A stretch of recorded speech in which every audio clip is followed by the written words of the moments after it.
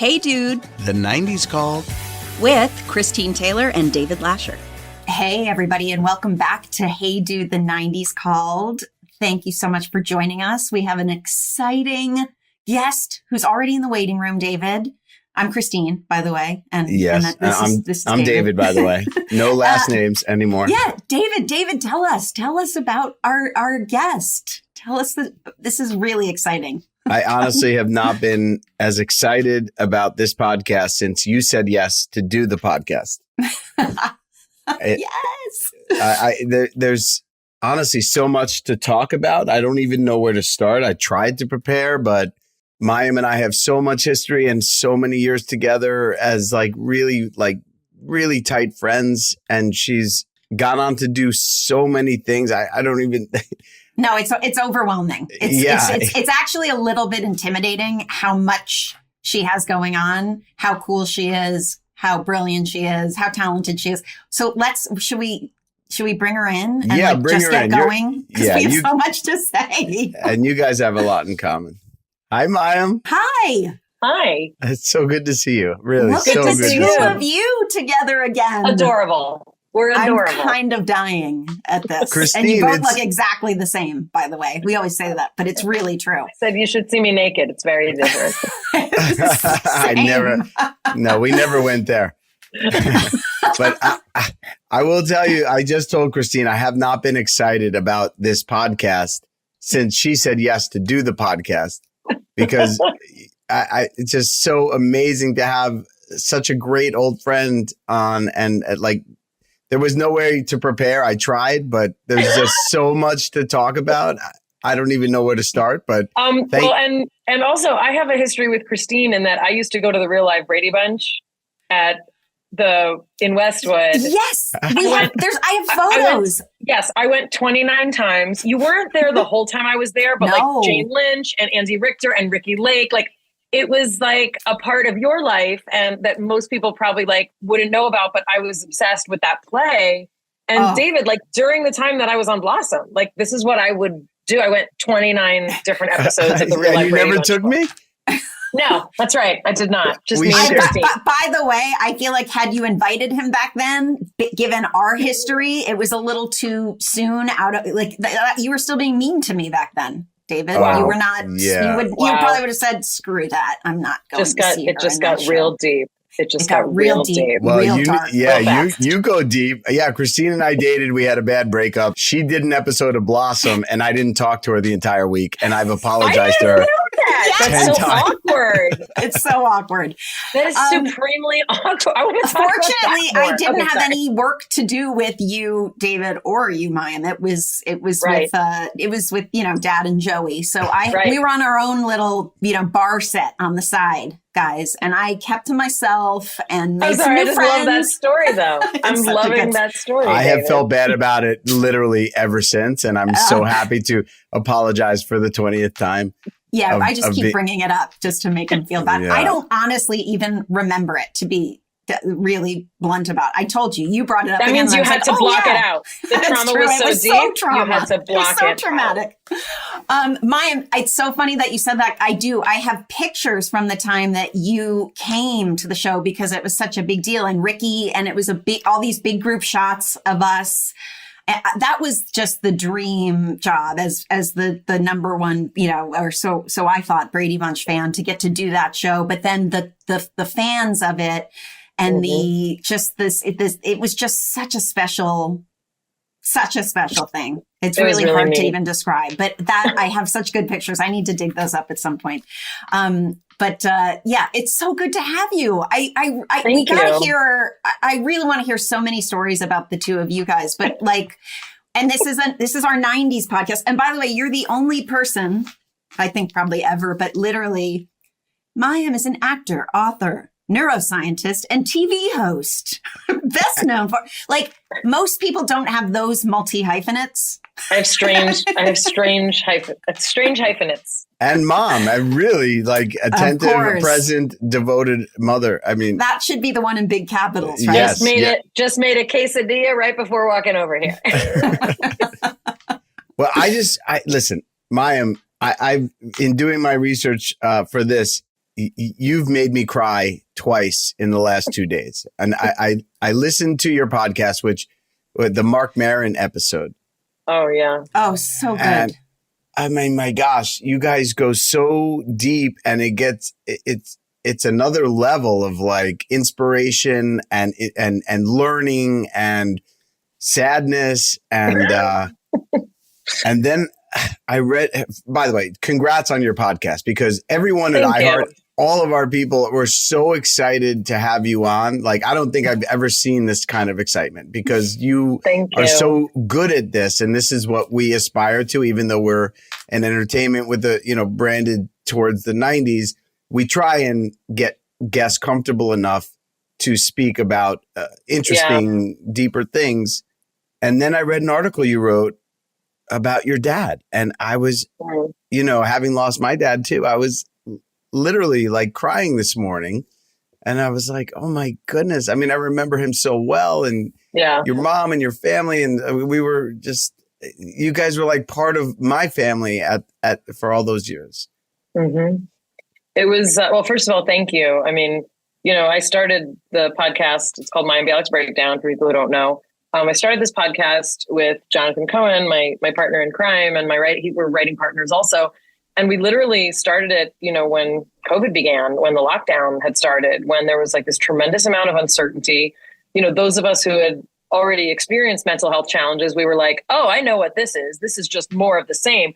But some people were literally like, why am I having trouble eating? Why can't I sleep? What is this strange feeling in my heart? It's like, oh, honey, that's anxiety. Like, come over to the side of people that like are very well versed in it, and let's talk about it. But we really started it as a podcast to kind of level the playing field. Like, mental health should not be something that only wealthy people can afford. It is not a right of the rich. It's a human right for you to just like have a vocabulary about like what's going on in your body. Like, and, we started with things like, oh, sometimes people like don't know the difference between a panic attack and anxiety attack. And like, for me as a neuroscientist, like we care about those distinctions because it changes like how we get help. It changes how we reach out to other people. So we started with like definitional things, but then we had all these guests who like wanted to open up. Leslie Jordan, one of our first guests, and Cheyenne Jackson. By the way, I'm so sorry for that. Oh, thank you. Sorry. But people, like you said, people want to go deep. And I guess it's something about, me and the environment that we create. But we've had so many people say like, I never talked about this before, but like we had Matthew McConaughey on our podcast. We had Dustin Hoffman on our podcast. Like who played your father, right?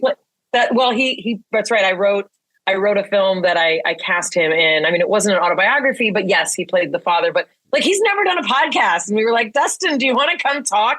He talked just like about his craft. And so we've had an amazing time getting to know people, just like, where'd you come from? Where are you at? Mentally, emotionally. And we've had a really good time. And yeah, we seem to do really well in the wellness space. And I mean, it's been really fun. And I love what you're doing, because we've had great people from the 90s on, and people love hearing about people from the 90s. Like they really do. There is a real thing. And, by the way, I really have to give David the credit there too, because David is the one who came to me and was like, do you find that your kids are fascinated by shows that we were either on or what? Like they're finding these shows now, and it's having its own impact. They're sort of fascinated and forget the fashion and how it's all come full circle, and it's all sort of the baggy. So much of it has come back, but you're right. It's just we just keep talking about what that time meant for people, and more than just what was going on, but the feelings and the connections that people had. And I think it's so true. And people our age are so nostalgic for it. So you really have like two different demographics that are really like diverging onto this time period, which was, I mean, we talk about it was really the last generation before all the distractions, right? It was like a cutoff time before Snapchat and TikTok and, a million streamers, which is why, a show like Blossom, I think people hold so dearly.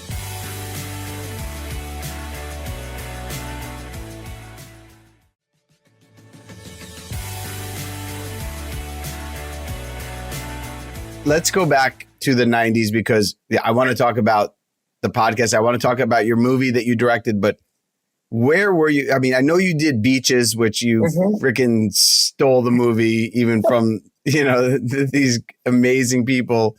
But how did you get that movie and how did that come about?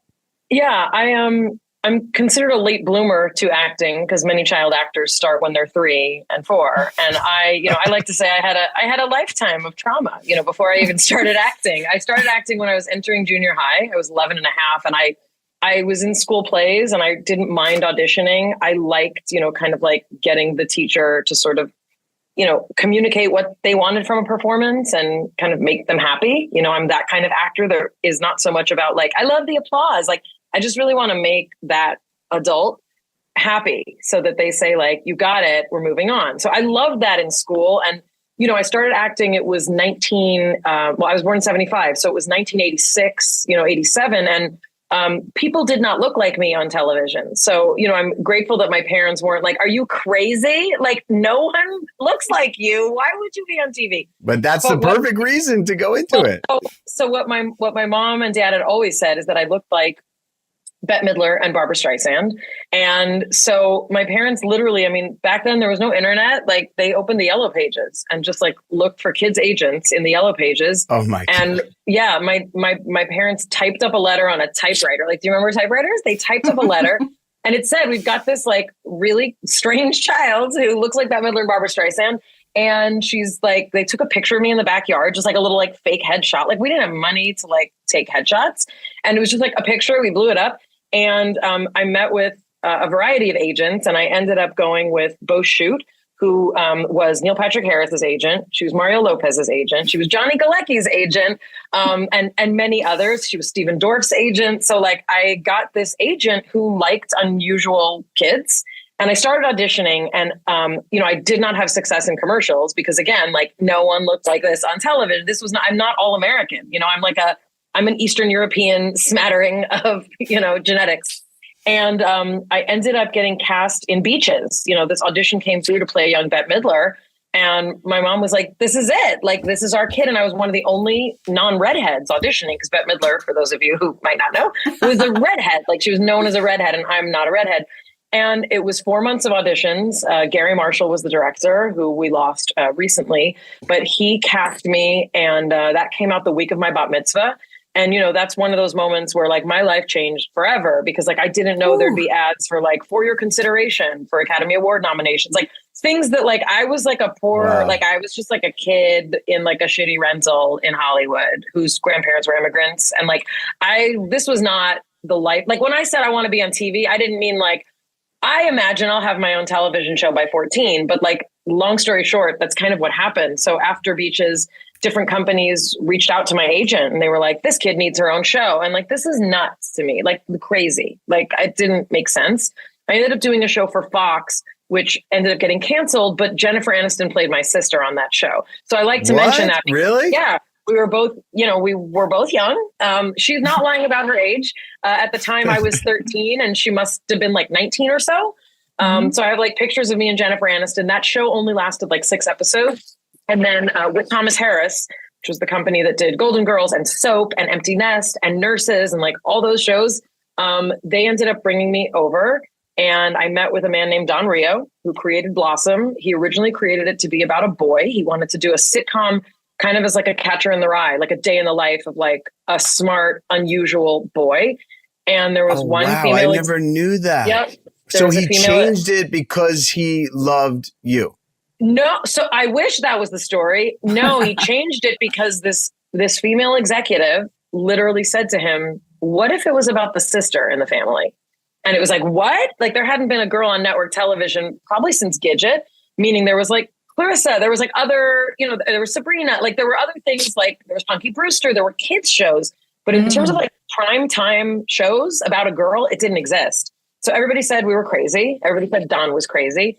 And he was introduced to me and he's like, that's the kid. Like, this is the girl. This is the female Holden Caulfield. Like, I was this like, I was like a 65-year-old at 13 is the way he described it. Totally. Oh my gosh.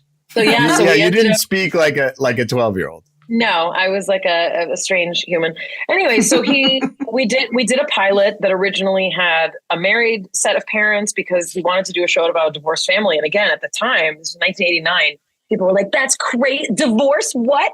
And so when we were actually brought back and picked up, he was able to change it to a divorced family. And people need to remember in 1989, the notion that a dad would raise kids was like, what? And the notion that he might be raising kids simply because the mom wanted to like have her own life and left the family. It was like, how could you make a show with a woman like that? Whereas now we know that like women have all sorts of desires and sometimes it doesn't lead them to the places that we think. So wait, wasn't Blossom's mom, didn't the mom pass away? No, Melissa Manchester played David. Oh, right. Oh, my God. Manchester played my mom. She came back like at the end. I totally forgot. Well, we filmed in Paris and she was in the Paris episode. Right, so that was so she was part of that. But yeah, it was a divorced family where one of the siblings was a recovering drug addict, alcoholic. Again, at the time, they were like, I don't know. We don't know if we can talk about that. Too edgy. Right? We ended up, Right. We premiered after The Cosby Show. That's how old we are. And we ran for 5 years, which at the time, was a very respectable runtime. We were never a critically acclaimed show. We never got nominated for an award.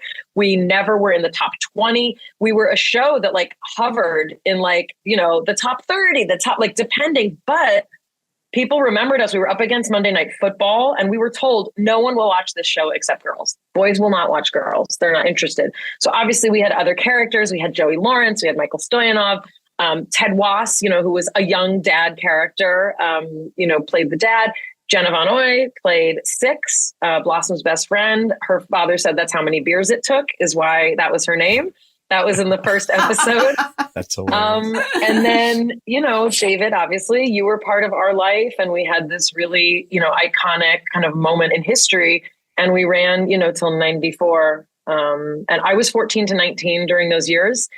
Joey was 13 to 18. Jenna was 12 to 17. And I was 2 years out of high school, actually, when Blossom ended. So for the last 2 years of the show, I was not, even going back and forth to school. I was just, being a normal human outside of school working, on a show that I'd been on since I was a kid. Here's what I remember. First of all, Don Rio is one of the coolest people you'll ever meet. I mean, Christine, he's like, drove like an old remodeled Bronco. He's got a house in Hawaii. He's like the most zen, chill dude ever. He's a very chill showrunner. Yeah. Yeah, great guy. And at the same time, Paul Witt scared the hell out of me. And I remember like from my experience, I felt like my job was on the line every week and I was terrified. And my friendship with you really got me through it. I mean, you were so like normal and like we shared this passion for music and film. Remember, like you would come in with a new album you found, or I'd come in with a new film. We were just so excited to tell each other about it. And then Christine, in Paris, we did a 2-hour movie in Paris. We had an insane experience. Mayim's like, do you want to go see U2 at the Hippodrome? Yeah, like a free concert. We literally got tickets to U2 in the middle of Paris, but it was at a hippodrome, which is like the old like horse race coursing, the old horse race course. And so we're like coming up the hill. We're like, we got tickets to U2. Like we're like these American celebrities. Like this is gonna be awesome. And I'm like, oh, this is great. And we come over this hill and we see about 20,000 people that we are not gonna get in front of. Bono was literally like a centimeter tall. But we were obsessed with U2 at the time. Do you remember? Yep, like we would absolutely. Go through lyrics together and like, did you hear this song? Did you hear that song? But yeah, you were not only the greatest scene partner, but you were just like so down to earth and really got me through those years because it was intimidating, It was a different time, for sitcom. It was a different time for television. And this is kind of, when I think about the 90s and I think about the kind of television, the kind of people that, you are featuring, especially, this was a time when you did run-throughs with like producers right there who would actively give you notes to your face. Like it was like active theater, also with the critics, like literally giving you notes as you went. And that was like, you broke your teeth on sitcom. And, David was like this like young, fresh faced kid from New York, and like, he was thrown into like a very, it's competitive. Not that we're competitive with each other, but just like, you have to get it right. You have to get it right quickly. Like it's not a movie. Oh, no, you don't have time to landing those jokes in the run through. And then if you don't, then it's gone the next day. And then maybe you just don't have a joke in the scene. And it's that. Maybe you're written out of an episode. Like things like that happen, no, I have really fond memories. And I think like that's a really special aspect of our show that, I know is not true for everyone, but we had a very clean and healthy set. I never saw even crew like drinking or doing drugs. Like it was a clean set. It felt like a safe place for us to grow up. And there was, a healthy amount of downtime, but we really were like each other's social circle. David's a little older than me, but like that was our social circle. That was my junior high and high school, and we were recognizable people. So like it was really a time when there wasn't publicity like there is now. Like as a 14-year-old, I could look like a 14-year-old. When I look at like what 14-year-old girls are expected to look like today, like I literally did my own hair and makeup for red carpets. Like it was such a different world. There wasn't like sponsors and social media. Like it's a very innocent time, in Hollywood and in television history, but still we were super recognizable. So our lives were really changed in those years. And it was about the work. I mean, right. I know. I remember learning, if nothing else, take care of these hours when you're on the set with these people because they are pros. And, as long as you take care of that, everything else will be okay. Yeah. And that's kind of what I learned from Blossom. I mean, but you're right. Those run throughs and, Paul with his 3-piece suit, staring at you. I don't know. I don't know why I was terrified all the time, except when I was with you or in a scene with you, which thank God was most of the time. But they actually then Paul and Tony offered me like another show, a pilot called I forget. It was like about a nuclear holocaust or something. They offered me another. It sounds hilarious. Yes, it was a comedy about the world had ended. But I was like, oh wow, they actually might. Oh, they liked me. you.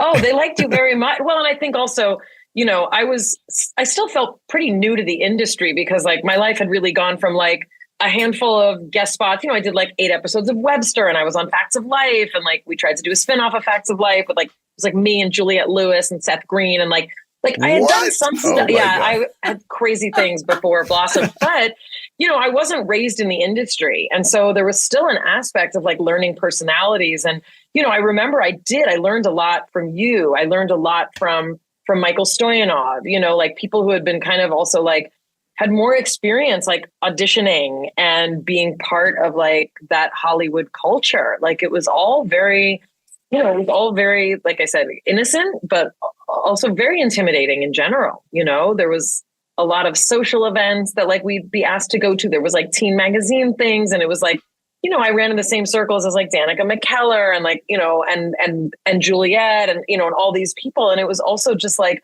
it was like high school. It was like, where do you fit? And what clique are you in? And like, it was the whole thing. It's part of our life, Yeah, it's growing up and having those moments. But there's, and again, like you said, very different than what the today is because there wasn't all of the social media, but still going to have those experiences and have photographers putting it in teen magazine of like the awkward social gathering of, teen celebrities. Totally. We had Elizabeth Berkley on. Yes. Elizabeth Berkley mentioned it. I've been to many things with Elizabeth. She had said, David, she was talking about one that you guys were at and just said those were, and for her as somebody who's really aspired and was like, dreaming of Hollywood, like getting to one of those things was like, I've made it. I have made I'm on a it to Teen Beat trip. To the Teen Beat magazine. This is the pinnacle. San Diego event. Totally. Yeah. It's a big deal. But Mayim, you always seem so confident and relaxed to me. But I guess, the writing was so good, right? I mean, the writing. Yeah. I think there's something about that show. I don't know. People say that to me. What was it about Blossom that like, it was just different than than your average sitcom. Yeah. I mean, look, I do think, I felt very taken care of. I don't think I would describe myself as like a confident person, but I felt taken care of by Don. Right. I felt taken care of. I mean, this is, a million moons ago, like Warren Littlefield was our executive. We had like that other generation of like middle-aged white dudes. I mean, they're our age now. Like they seemed really old because like we were teenagers. Oh gosh. But we were well taken care of. I mean, a lot of, the time on Blossom was also spent with, Don Rio, as I mentioned, our creator and executive producer, fighting with the network about what we were allowed to say and what we weren't allowed to say. And, a lot of people remember like tonight on a very special Blossom. And like, we didn't set out to be like an issues show, but, we talked about safe sex when we literally had to fight to do so. And I like to joke that like now you can show safe sex on television. Back then you couldn't say it. We had Salt and Peppa on. We had Salt and Peppa on singing Let's Talk About Sex. And it was like, can we do this? Are they going to pull us? I mean, like we had Joey, there was a joint episode, right? Where Blossom finds a joint. Like we had an episode about sexual assault on a date. And it was actually James Marsden who played the guy. Like we had oh my gosh. Yeah, we had Tobey Maguire on, we had Bonnie Ribisi. Like we had a lot of people who've like gone on to do other things, but like there was a safety in our show that I think you may have interpreted as confidence, but I didn't feel terribly confident all the time. And, I think we all had you felt personal safe. lives. Yeah. And yeah, I think we all felt safe. Yeah. You know who crushed it on Blossom was David Schwimmer. Do you remember him? Yeah, of course I do. I remember watching him going, dude, this guy's on another level. Like he was killing every joke. He played Jenna Von Oy. Like there was an episode where Six was like dating this like guy in prison, I think. And he was supposed to be like this older guy. And he did these 2 episodes. And I mean, he was very quirky, and he had like a very interesting way of like delivering lines in comedy, which obviously has served him very well. But yeah, we had David on. I mean, we had some really fun people. And, as Don and I talk about what would it be like to see where these characters are now, which is something that he and I have been working on for a couple years. Like one of the things we were like, we should try and bring back like all these people who had random cameos, like who are now like legitimate like people. So yeah, I don't want to say we started the careers of people, but, we definitely had people on. I mean, I remember Tobey Maguire, I read a quote. It was like an Entertainment Weekly where he was like, my favorite show was Blossom and I couldn't believe I got to be on it. And it's like, what? That's crazy. Johnny Galecki was on our show. Oh, who you ended up with Big Bang. Oh my God. That's right. He was on our show. I kissed him at a party. That's right. What? Yeah, this was before you came on. There was an episode where Blossom was at, I think it was like a kissing party where people got together and like kissed. And Johnny Galecki and I, we had the same agent at the time, but yeah, we were both like 14. And there's this hilarious picture of like, we look like fetuses. Like we look like the youngest version. So yeah, a lot of people who, I've ended up like, circling back with at other points in my life and career were on our show. Good actors wanted to be on that show. In fact, most of our guests, when I read through the notes, they've all done an episode of Blossom. So then you had this amazing run on Blossom, and then you decide to leave entertainment. What was that about? Well, I mean, I think of all the people, I think David, you probably personally, you knew me very, very well. And I was a person who, much as I loved what I did, I loved entertaining people. I was never very taken with fame. I never felt comfortable being recognized. And the allure was a lot of like money and fame. And, if you were a guy, like chicks, like that was very much 90s. Like, I'm going to get to date people because I'm not saying you, but I'm saying like that was the vibe of the 90s. And for me, like I never felt comfortable. It's not that I didn't like people recognizing me, but every single time I was like, what? Oh, right. Right. I have an identity where other people own me. They own a version of me. And I think especially, I was a young feminist, like, when it was a bad word. And so I was also like, who am I as a woman and what am I representing? And a lot of times people would say like, why aren't you smiling? Like that was a standard thing that I would hear. Like, dance for me, smile for me. And I was like, I'm so tired. It was very intense. So my parents were teachers and I always wanted to go to college. And like my grandparents were immigrants and it was like, we don't like, they loved that I was on TV. It was crazy. Like their English was like sort of shaky, but they knew I was on TV. But also like, when are you going to go to college? Like it was a real ethic in my family. I stepped away from the industry. Also at the time, being on a sitcom was like not a coveted actor position in terms of like, there was an elitism in the 90s. And it was kind of like, you're on a sitcom. Like we didn't have movie actors wanting to be on sitcoms like they do now. Like that wasn't a thing.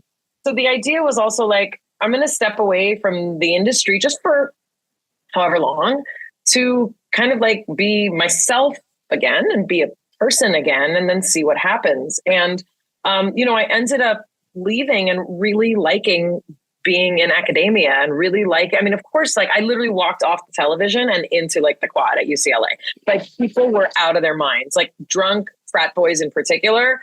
Drunk people will say the darndest things. So I definitely got a lot of that. But, I had gotten interested in science during Blossom. I had tutors for all the different subjects because I was still in school.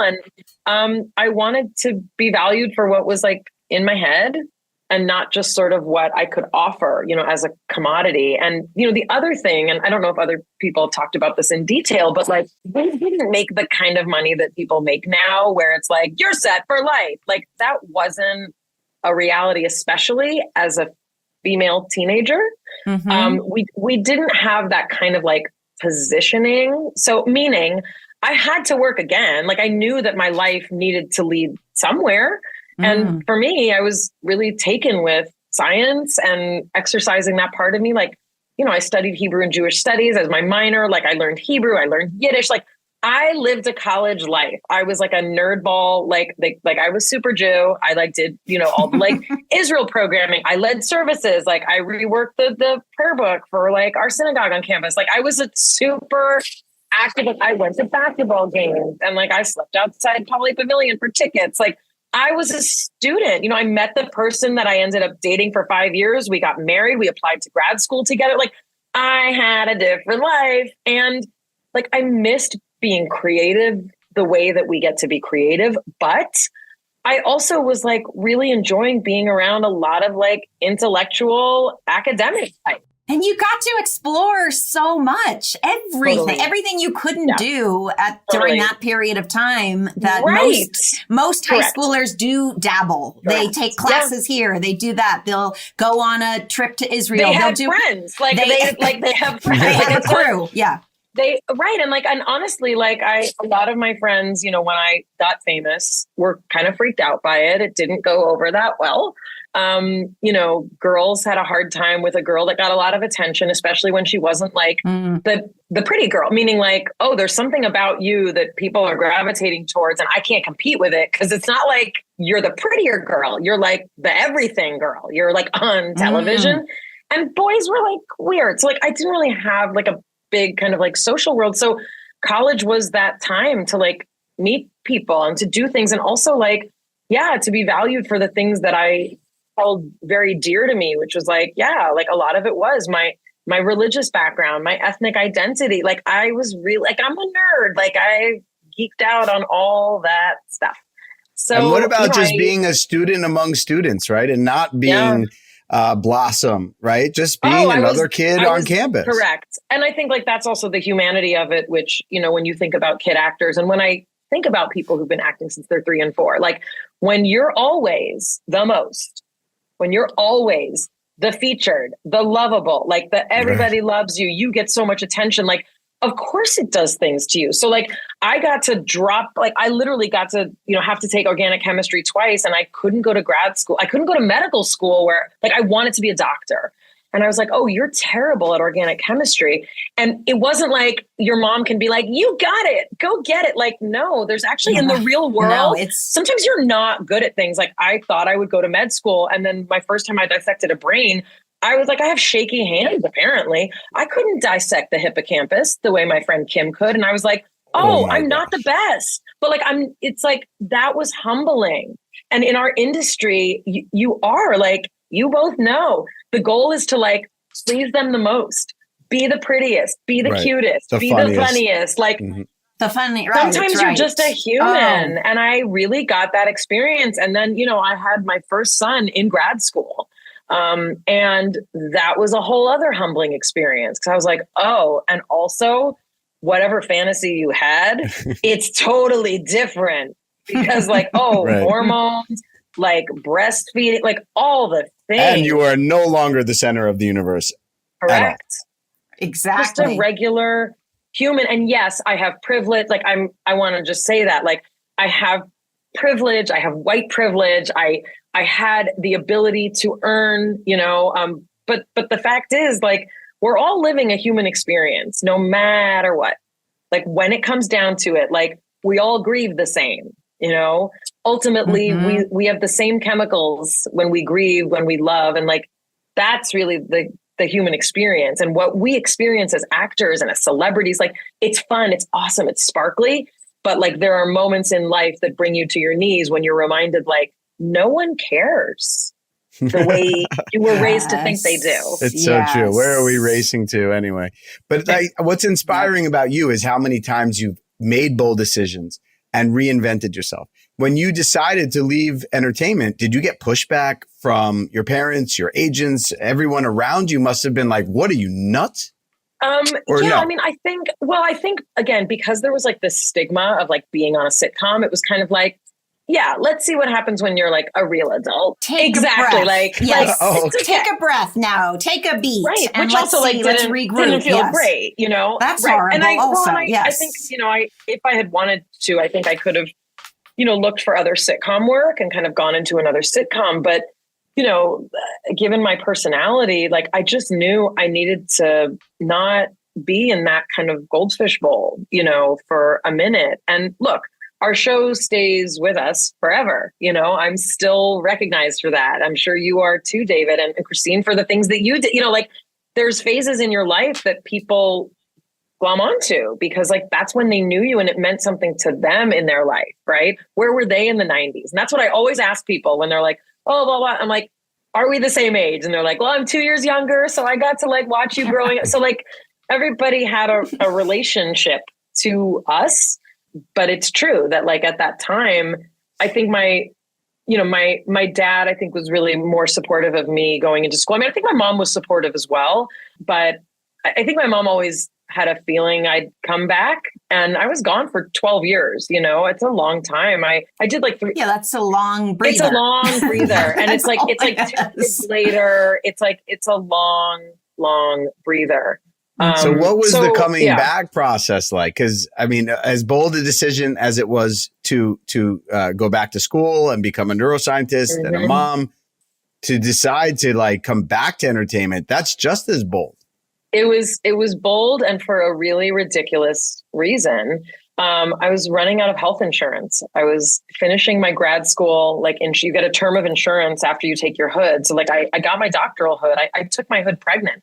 Like I literally had my second son, right after I got my PhD, and you get a period of insurance and it was running out. And this is just like a reality of life is I was like, if I can just like get some guest spots, and get my SAG insurance back, at least I'll be like, I mean, that was just the reality of my situation.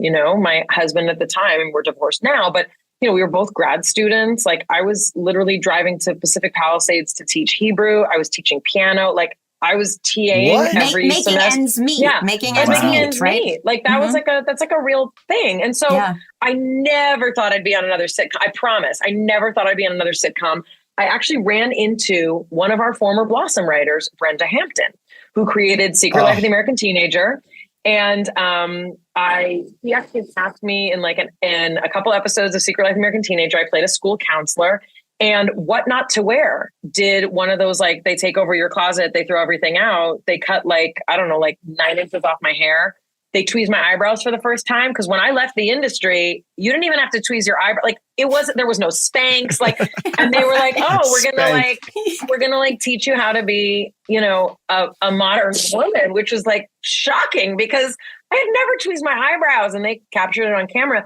And so they literally they gave me though a lot of for real, they gave me a lot of pointers about kind of what was expected fashion wise and when you present yourself. And So I used a lot of the clothes that they gave me, like when I would, go to auditions and things. And I literally started auditioning. Most casting agents were younger than me. They had no idea like who I was.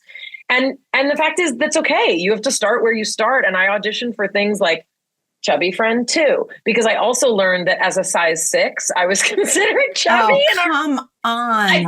Oh my goodness. So maddening. I came back and I was like, oh, I'm Zoftig girl number 3 was my audition. Zoftig. And like, Zoftig. I was Zoftig. That means like, right. How does a writer create a character named Chubby Girl number 6? That's just rude. Because Call it something out. Come up with something more creative. Look, it was like the industry was very different. Remember, submit all ethnicities? It used to say submit all ethnicities if they wanted someone who like wasn't the pretty leading girl. And that meant if you were a person of color, if you had prominent features, or if you weren't a size 0.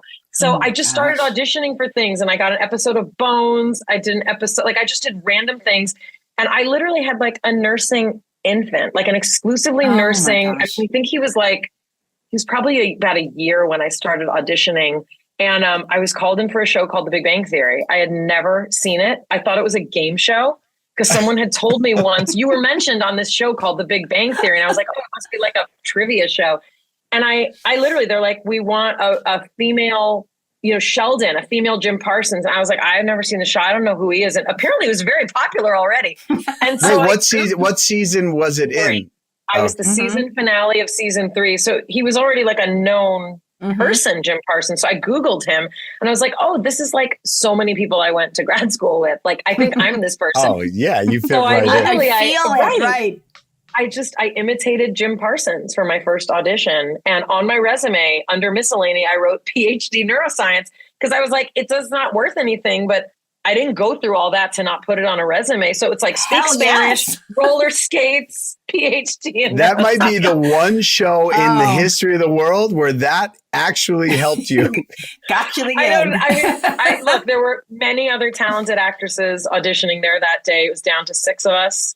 None of them were neuroscientists. And, it was that old school where they like ask you to all stay. And then they call you in, and then they release one. And it was just like, so, and I only had like 3 or 4 lines my first episode. It was a guest spot, possible recurring.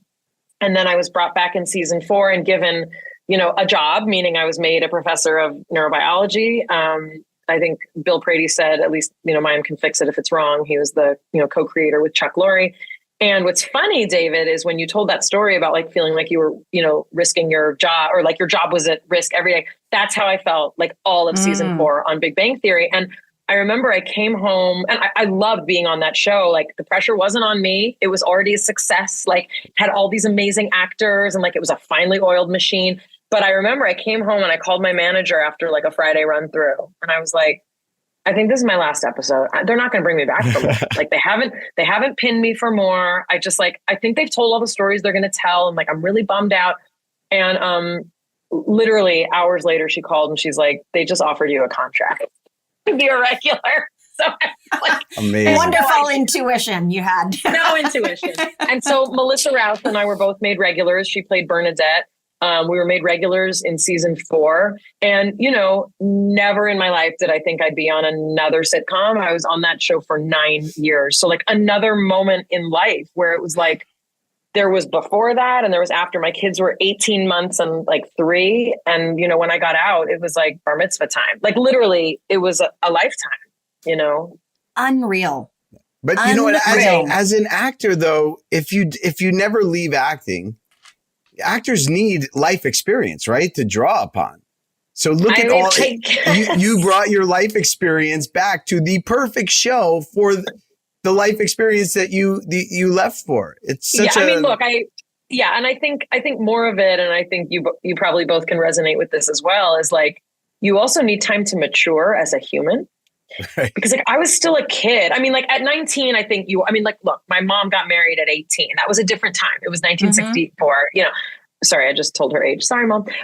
But for us, like at 19, especially with like a kind of suspended adolescence, because we were in this like bubble, like I needed to be a human, I had my first kid at 29, which like looking back, I'm like, I was a child then, And, during Big Bang Theory, that was 9 years of my life, right? So much happened. But yeah, so much had to happen before that. But it's more just like, it was knowing that it's not always about me. I won't always be the center of attention. Those are all the things that I kind of brought. And I was on a show where I didn't have to, I wasn't in every scene. I had time. Like I could breathe a little bit. Like that was it must have felt amazing to it felt really different. And you had your insurance. And you had your insurance, right? I had my insurance. I love that. That's why you went back. But to come to it, and I think you're right. I think because I joke with I have a 21-year-old daughter now and a almost 18-year-old son. But the 21-year-old daughter is a real feminist, and she is solid and knows what she wants, speaks her mind because she came up in a generation where she was allowed to, and.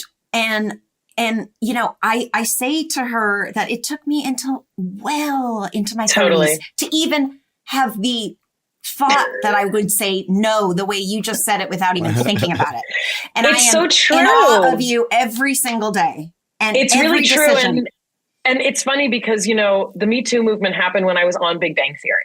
So I had, an active community that we could literally process with, which when I think about what it was like kind of for the rest of the world or people who weren't, actively working, it must have sounded crazy what was going on. It must have sounded insane what was going on in Hollywood. But, we had this whole experience. I had a large cast. So we had all these different opinions and experiences, and it was so healthy. But it's funny because when I meet, especially young women now who are like, no, I'm not going to say that. That's not appropriate. And I'm like, oh my, look at how they do it. And we're still like, sir, this feels I think I might. And finally I was like, I need to stop saying, I think. I know when something feels ick, right?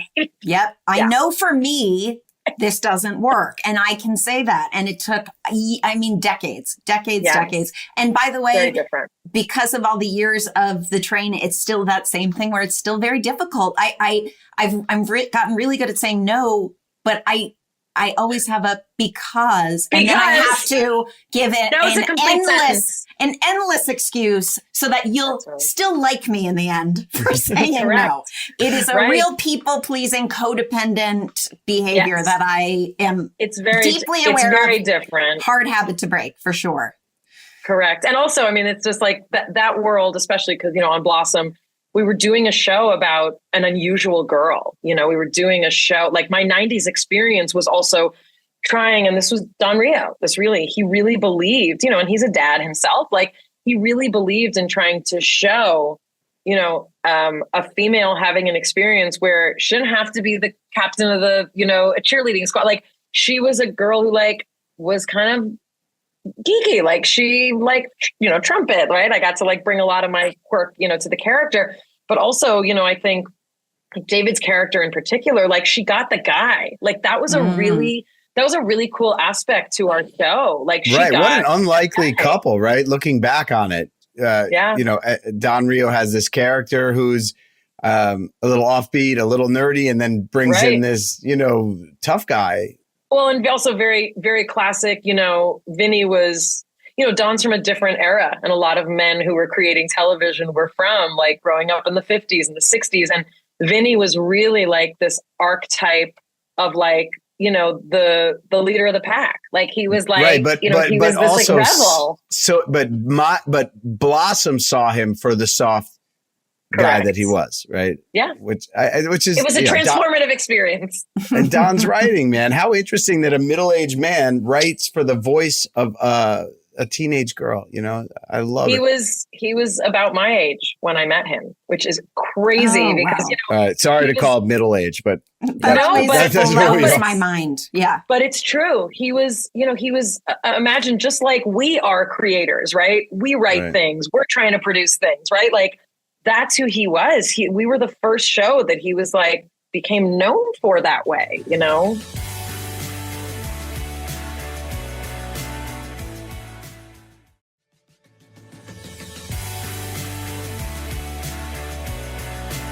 I love your decision that, that you wanted to not be the center of attention, because I know there's a lot of actors that the world just thrusts that upon them. and it's not their own choice. Mm-hmm. And I think it's a lot healthier to do it the way you did it. Thank you. Let's just talk about not only the podcast, but the movie. I remember before you were going to direct a movie, I think we spoke about it. And I had directed a movie called Sister that was semi-autobiographical in a very similar way where, Barbara Hershey, ironically, played my mom. Reed Scott played me.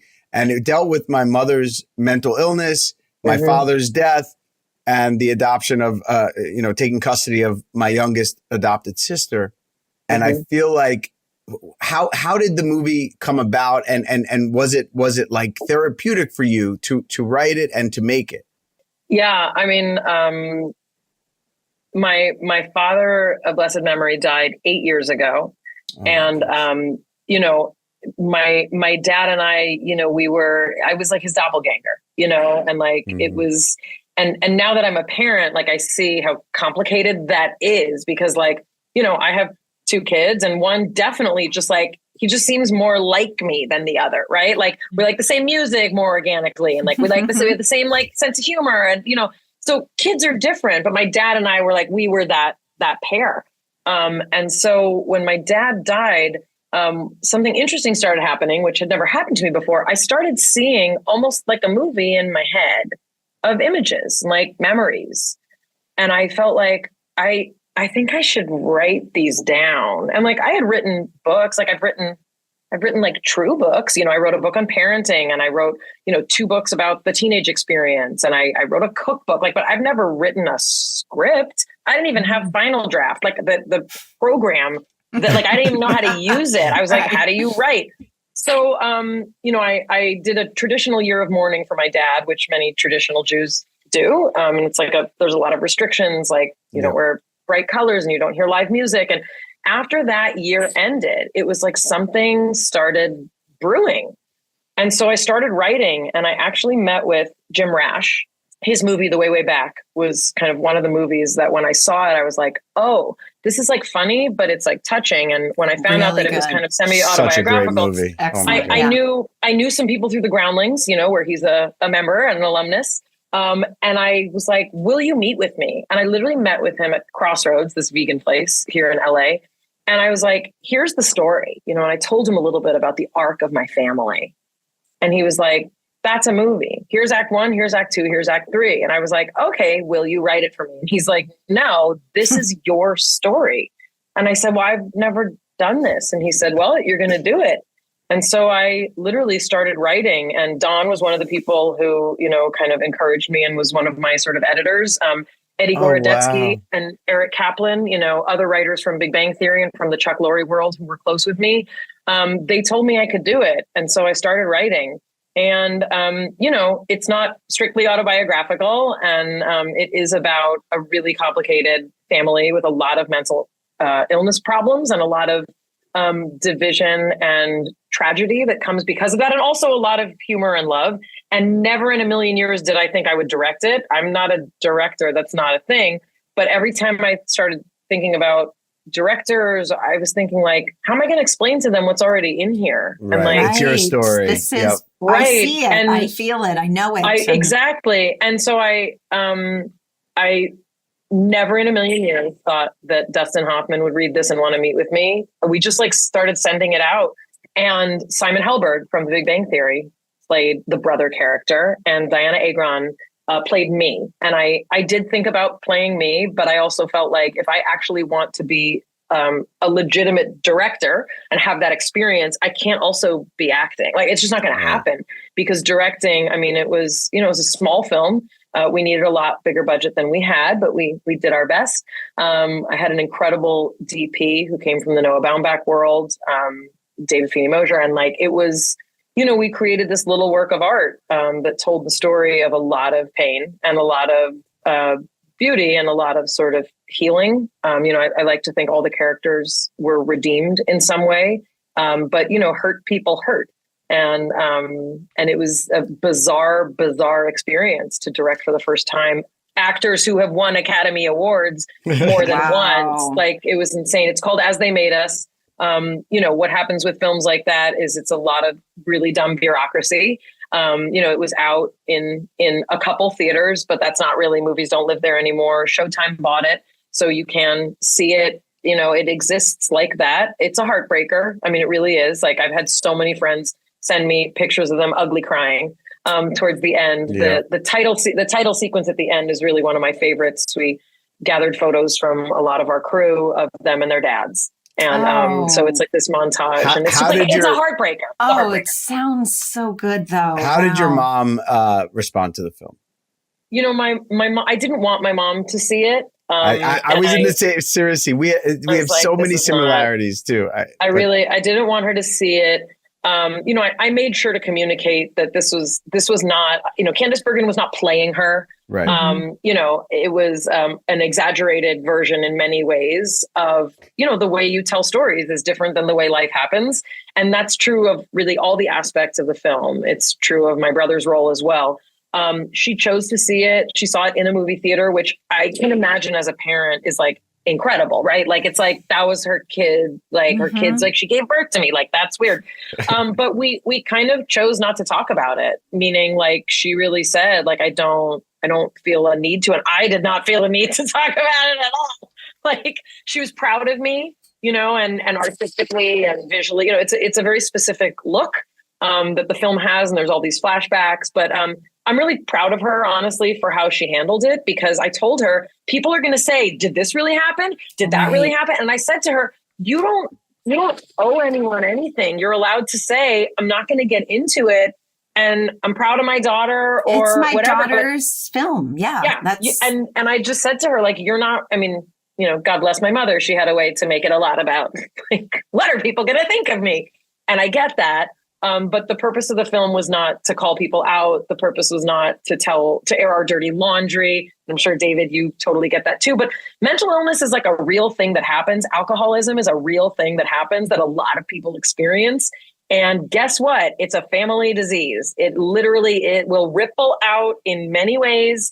And even if you don't know where it's hiding, it's probably there. And everybody's going to react to it. Everyone's going to be impacted by it.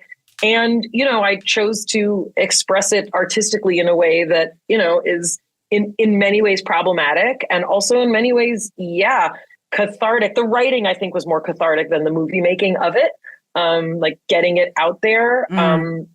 And, definitely, my dad was my parents were documentary filmmakers, and my dad was a frustrated artist his whole life.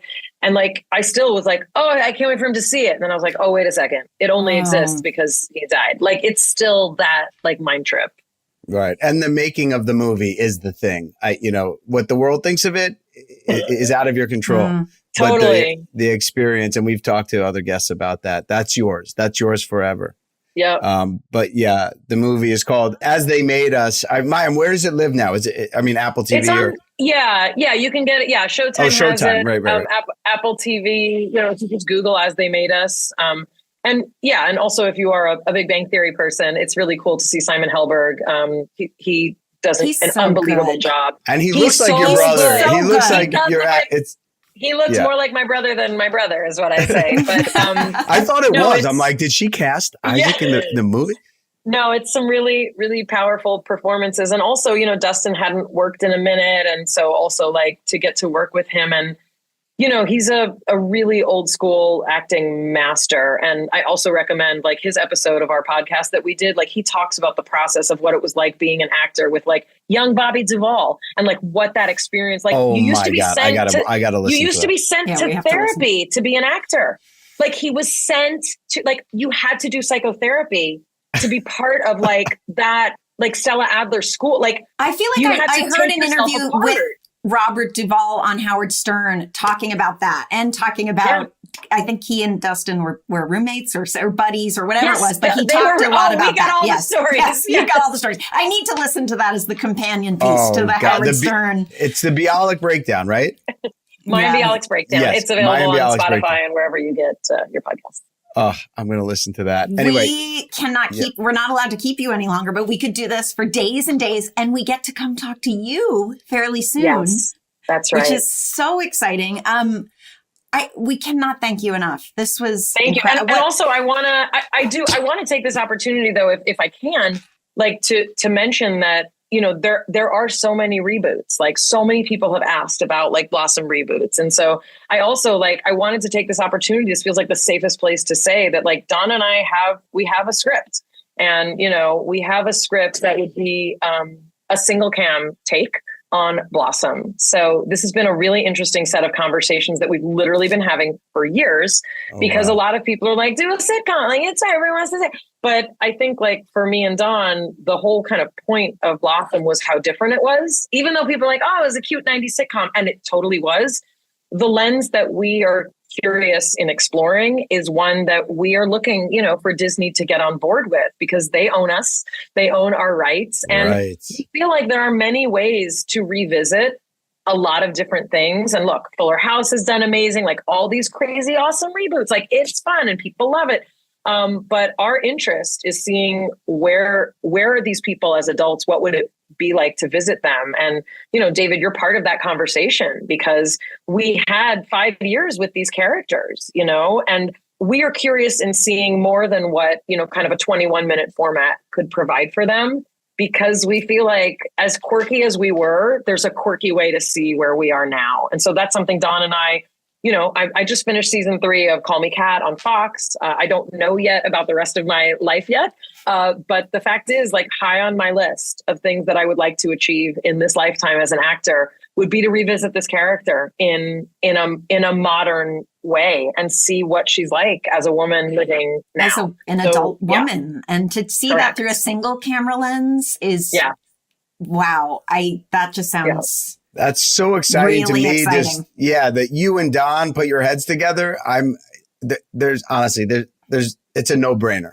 And, we think so. So yeah. So David, you're the last one that we didn't have. Everybody else wants to do it. So Joey and Jenna, and Michael and Ted Was all want to do it. So, we have the support. All right, I want to do it. Of Tony. I was going to say, are we going to hear it here first from David Lascher? I think we did just hear it here first. So yeah, that's part of our conversation has been about what it would be like. And again, it's something that Don and I are super passionate about, but we're just like we did Blossom kind of our own way. We want to do this our own way too. We don't just want to, say, oh, we're going to revisit it the same way, because we want people to enjoy where these characters are now. But we do want to do it in a way that, we just need one executive to be like, yeah, that's going to be awesome. So that's kind of what we're hoping for. Yeah. Well, that Blossom was a special show. It was a unique show. Good luck with it. Honestly, that sounds so exciting. And your relationship with Don, you've brought him up so many times in this interview, and to look back at that period of time and to have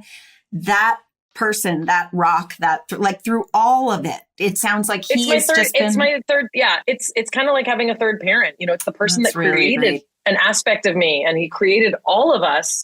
We actually just did a speaking engagement in his hometown of Providence, Rhode Island. He never went to college, but we spoke at a college about what it was like, kind of me being his muse, and what it was like for him as a writer, and what our relationship has evolved into. We get together most Fridays with a group of writers, like all old school writers, and we tell stories and we tell jokes. And he's like my third parent, and also like the person that I want to create with. Like, we're still such a creative couple, and I'm a grown-up artist now, so it's different, but yeah. As a mentor special. And a muse, I couldn't put a more beautiful pairing together. I mean, the two of you. Thank you. And also, David, I stole one of your shirts, so I still have it. I stole a Vinny shirt. I still have it and wear it.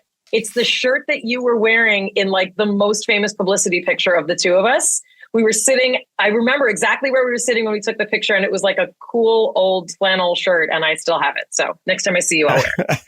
Awesome. If that's an excuse to see you, I'm in. I'd love to get the shirt back. And thank you for being with us. You're not getting the shirt back. That's not. I'm keeping it. I don't need the shirt. I'll say it's because of the shirt. Can we have lunch? I want my shirt back. Yes. Thank you both. Send my love to your mom, please. I will. So All much right, love. we love you. We can't wait to see you on your podcast. Great to see you both, and we'll see you soon. Okay. All right. Bye. Thank you, Mayim. What a special person, right? I feel like I say this every week, but she really is one of a kind. I mean, do you I almost feel like, and her pod, it's the reason her podcast is so successful too, but I felt like we could have just kind of sparked one little sort of, talking point and just let her speak for the full hour without either of us, because she's fascinating and she is such a good storyteller and such a truth teller. I love her honesty, and I didn't get the chance to say it to her, but I just love when she just said, we all grieve the same. Like we can all have these different experiences, but like the human element and the human experience is what it is. And she's, incredible. And for somebody to have, I wanted to say to her too, when I was talking about my 21-year-old is, she really was that version. She had growing to do, but she knew well enough that she needed to leave, to go to school, to explore. A lot of people would just say, I'm going to ride this wave. Well, Right. I got it. Right. No, she was always like the times I remember those years was just rapping out with her for hours about just life. And it wasn't superficial stuff. Like she was, even as a teenager, we would talk, we'd have deep discussions, whether it was about art or family or work or whatever. She was fascinated with the world, and her path is one of the most unique paths I've ever seen. I mean, she's the host of Jeopardy. We didn't even talk about that. I know. I know. Like, she There's loved so Jeopardy. much. Yeah, she's incredible, and I'm so excited for our listeners that they got to experience that. And then you and I will be on the Bialik breakdown. I know. I was so honored that we got invited to do that with her. So that's going to be really fun. We can let her lead the way. And but that was awesome. And listening to you too. And I love that she still has a Vinny shirt. And how exciting about this potential Blossom.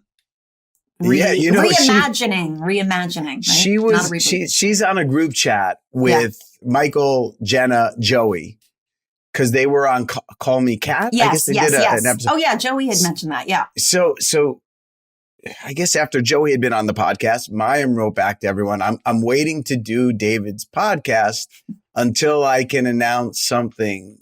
So I was like, oh, what does that mean? And then, this was in January. Now it's, it's April. Right.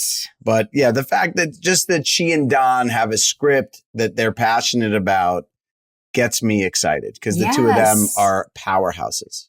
That's so cool. That's really, really cool. And I need to dig up those pictures from when she would come to see the Real Life Brady Bunch. I have some really cute pictures. Oh my God, 29 times she watched it. So crazy. All right. Well, that is going to do it for us.